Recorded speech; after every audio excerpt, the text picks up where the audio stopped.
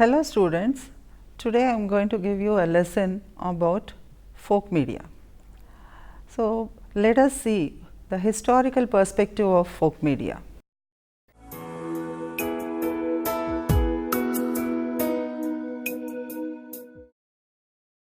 Folk media are cultural resources that accumulate indigenous knowledge, experiences, expressions passed on from generation to generation. These modes of communication are as old as man. It is indisputable fact that local or primitive communities had their traditional patterns of communication which were peculiar to their environment and also situations. The desire to exchange message or shared common ideas must have propelled our forefathers to introduce diverse media through which they could express different feelings and also communicate certain situations. But the man's first means of communication were like distinct sounds or calls, and also each call signaled to specific circumstances such as food and danger. These folk modes of communication were long before the advent of modern means of communication. They are in the forms of gestures, drawing of pictures, developed as a secondary method of communication and gradually introduced into languages and pictorial writings.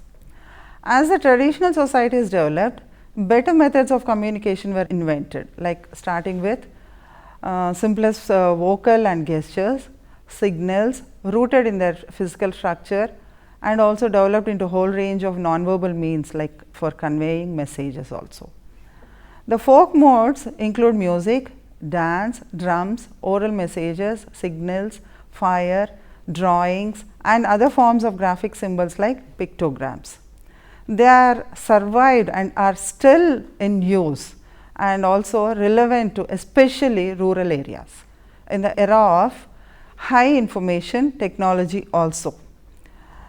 You can also assert that traditional communication is made up of great variety of socially accepted cultural practices and also the social organizations, patterns of speech and also a product of many fields of endeavor such as music, linguistics, religion, history, sociology, mythology, the performing arts.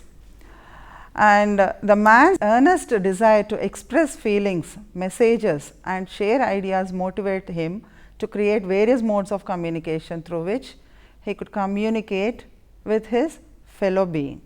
By and large, those media of communication were developed into coherent languages also by using specific signals, symbols and pictures to represent the messages. Traditional patterns of communication have the same characteristics even though they vary from one community to another community. These characteristics are generally in oral mode, limited audience is necessary and they also create a very good impression. They are very consumer friendly.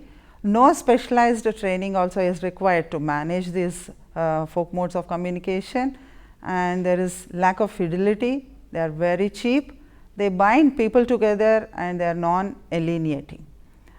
This media always being vested with the responsibilities of developing the people for effective participation also.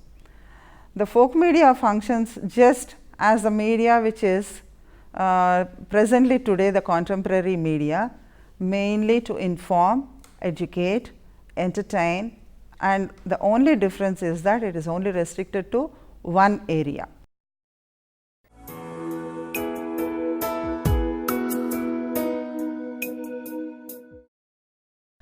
Coming to the characteristics and the types of traditional folk media, they are very much indigenous in nature, rural in origin, because they are involving the locally colloquial dialect and also made with the locally available material.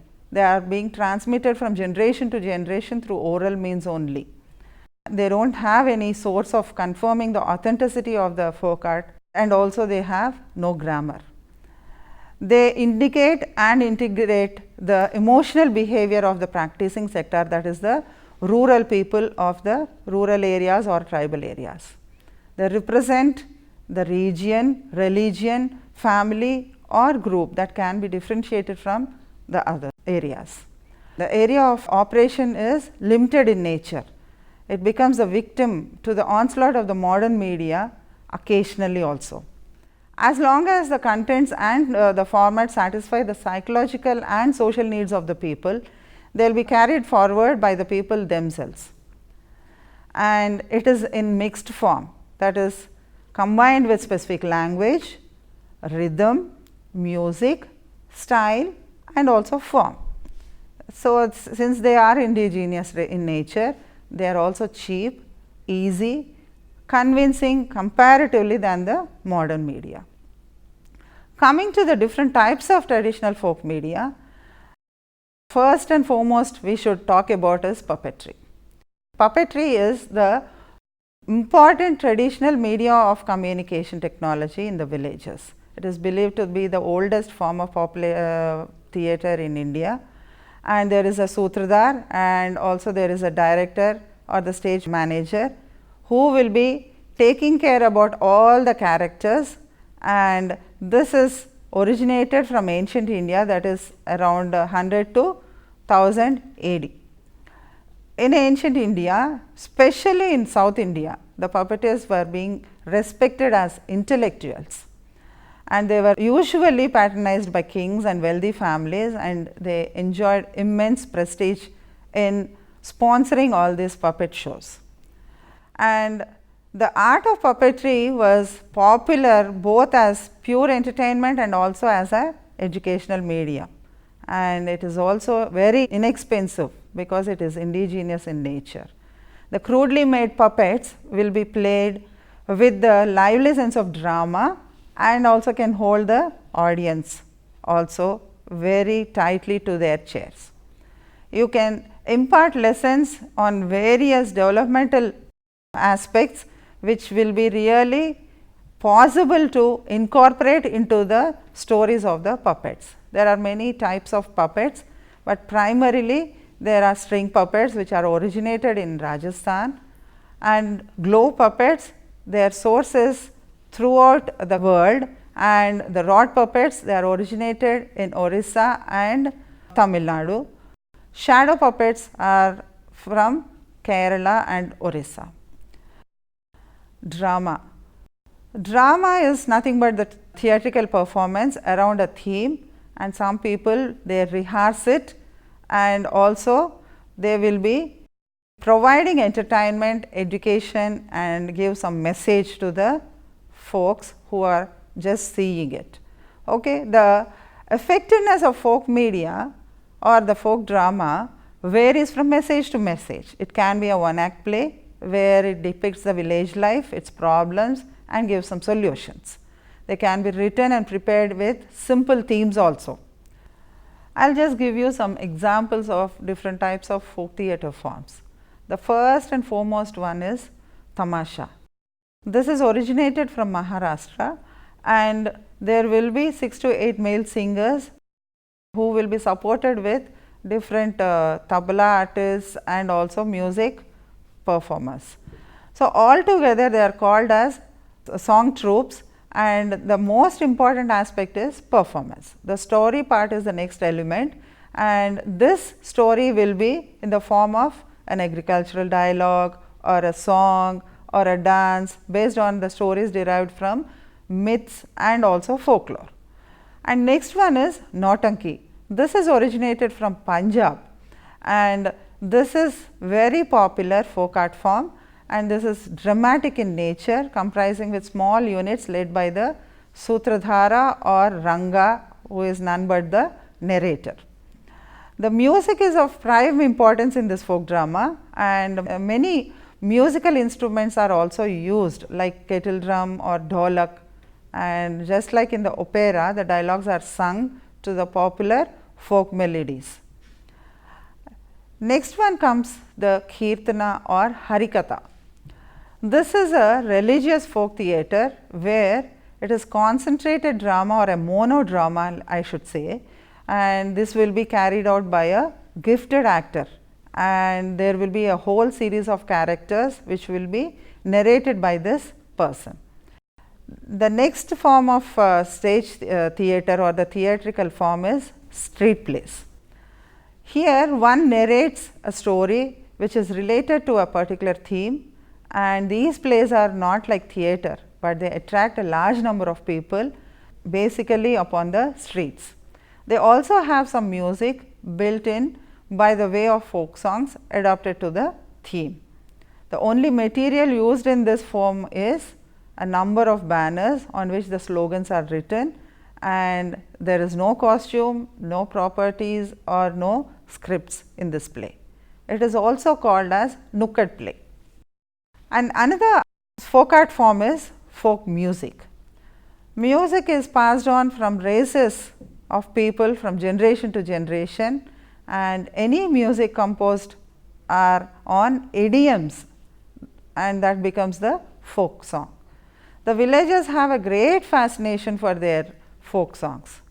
We go closer to them if we participate with them and organize such functions during exhibitions, meetings, film shows, drama, etc. And also song competitions can also be arranged during these festivals. And under the music, besides the folk songs, we can also have some folk dances also, and these folk dances will be conducted specially during the harvest seasons and festivals also.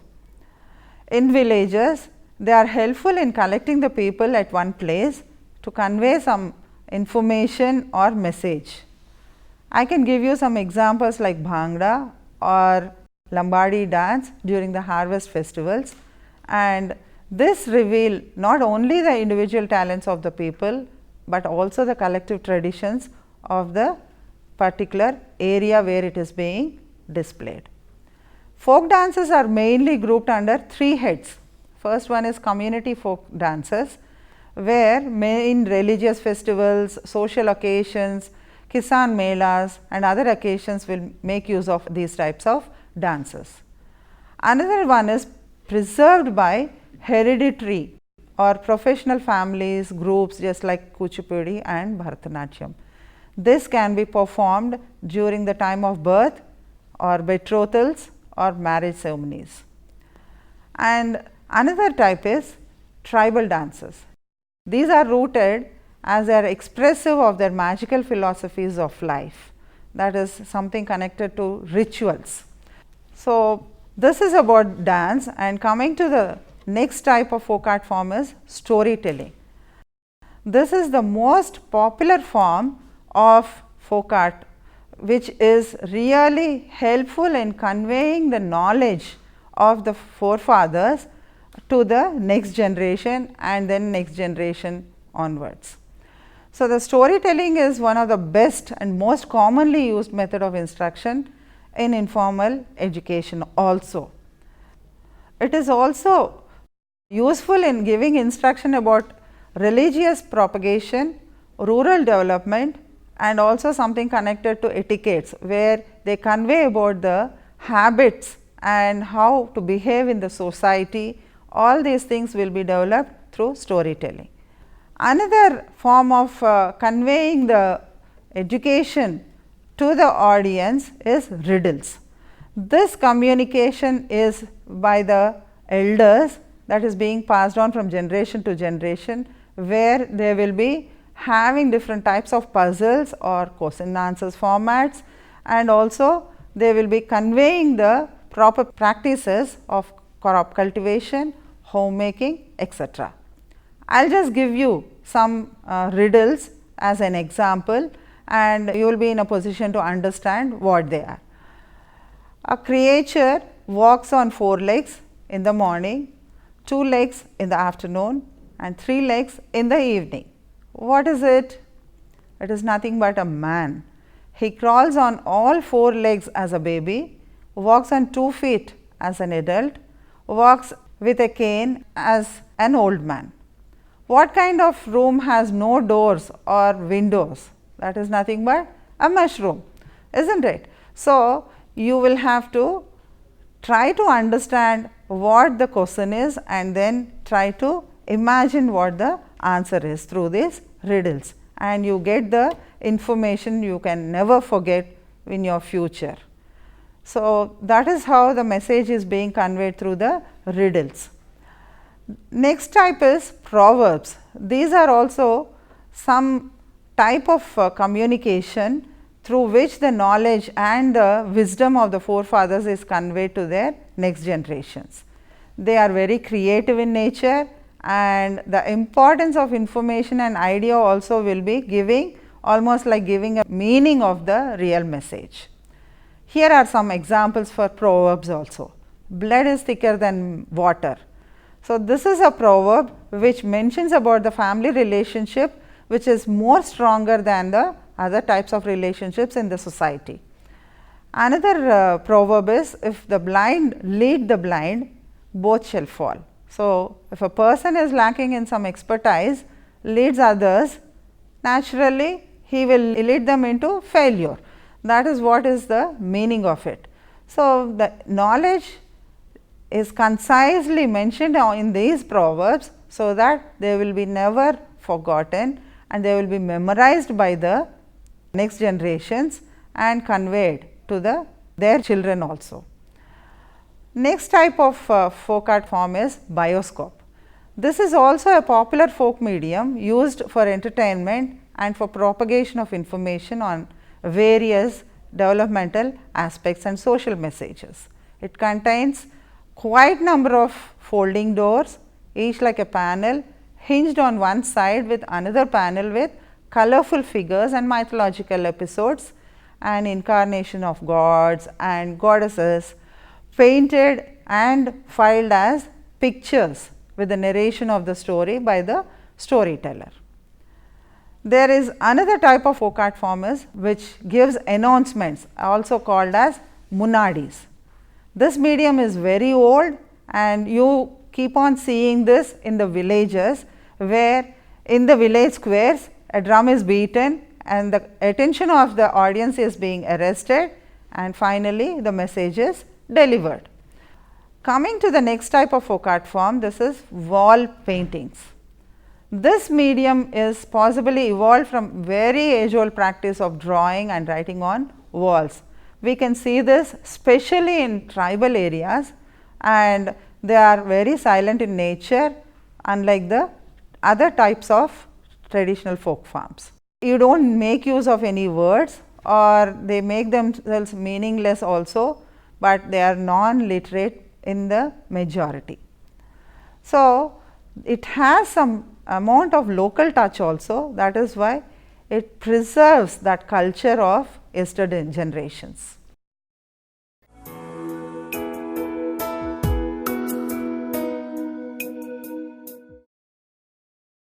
The advantages of folk media are, first thing is personal contact.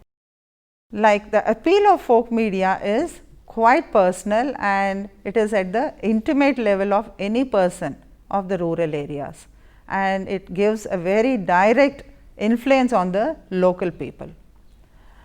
And next one is the language familiarity. In case of the colloquial dialects, they are very familiar, and the format also, it will be in the local way of conveying the messages, and the content also will be designed in such a way that it very good clarity in communication. And it is easy for building rapport also, and in different forms the local needs of people are being exploited to cater immediate and direct rapport. It is highly flexible, and any new theme also can be accommodated in these folk art forms. There is a combination of dialogue, dance, song, humor, morals, and also prayer, which will be conveying the message to the rural folk. And the impact level is very deep, and it invites the audience participation also.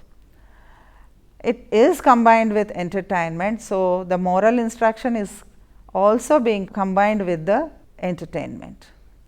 It involves self explanation and also expression being very dramatic, lyrical, and that is why the innate need or the self of any person will also be addressed very easily. And the tradition and culture of the ancestors are preserved and disseminated by the folk media in a very lively manner. You can also have a look at the limitations and threats of the traditional folk media. The radio, television, videos, all these are posing a great threat upon the traditional folk media, and that is why the focus of attention of the planners is more upon the modern media than the folk media. But the scale of reach to masses is very less in case of folk media. That is why the modern media are surpassing the folk media, and due to the various technologies like the CDs, DVDs and also videos, which can store the information or the communication, and again they can be communicated to the mass whenever they want. Traditional folk media are considered as outdated and irrelevant also by the present generation. That is why it is becoming an unorganized sector, and that is why they are not at all listening and viewing these folk art forms. And that is why good artists who are very good in these folk art forms are also discouraged, and they are going back and resorting to modern media only. So, there is very less range of choice of these forms also, and because of that it is really difficult to decide which should be selected and which should be deleted.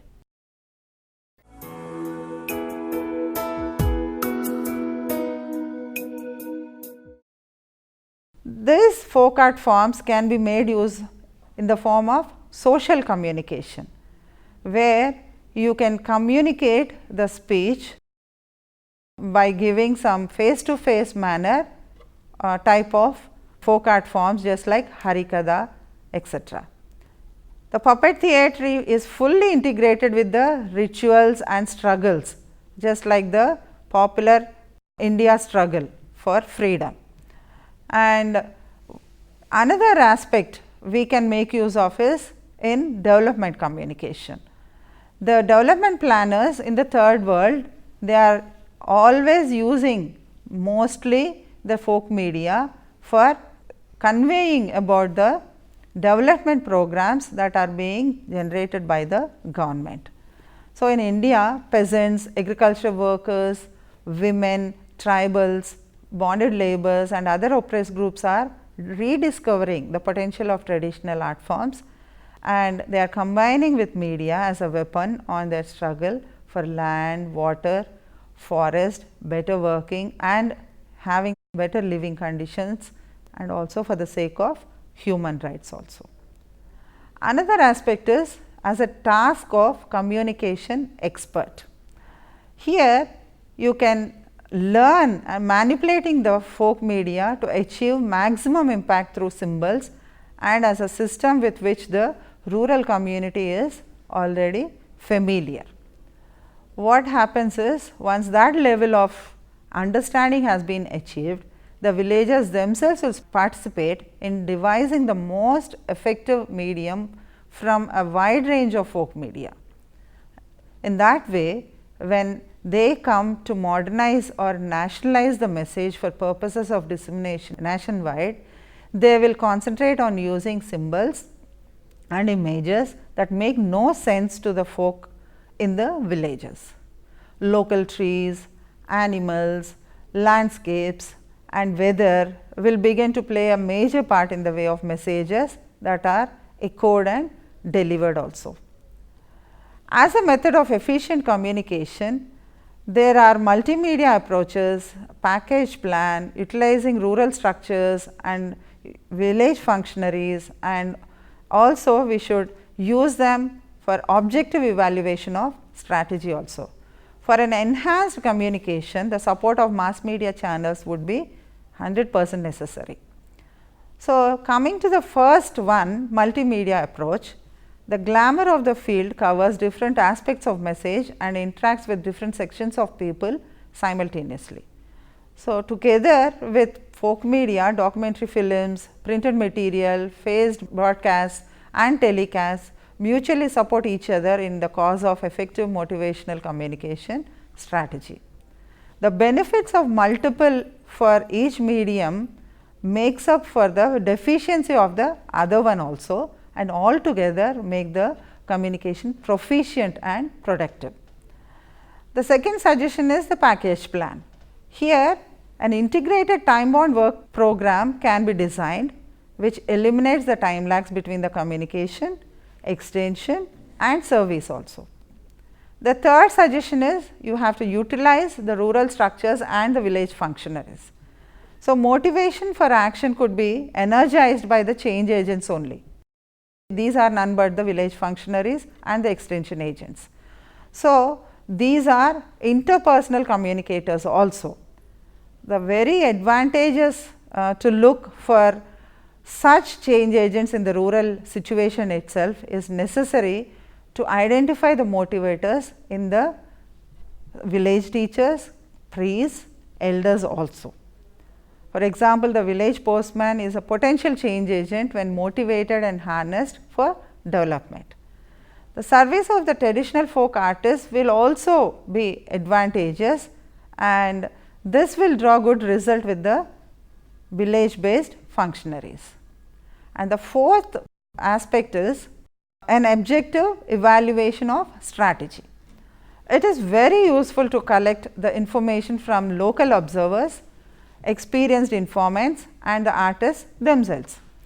The feedback received helps us to see whether there is any need for change, and also general assessment will not make any difference.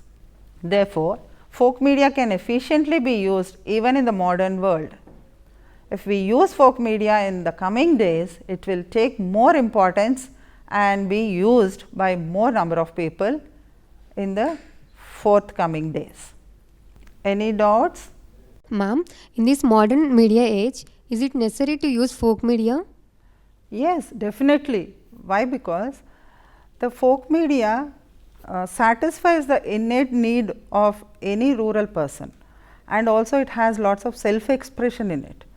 And besides this, the 75% of the rural population reside in rural areas, and this folk art forms, they have no grammar, they have those colloquial dialects, and simultaneously the language is very familiar to those people, and it becomes make them more near to the people of rural areas. So, naturally what happens is, with a very good appeal, the traditional folk art forms can be conveyed in a better effective way to create a great impression. So, if we have any type of communication that is left through the modern media is nothing but folk art forms.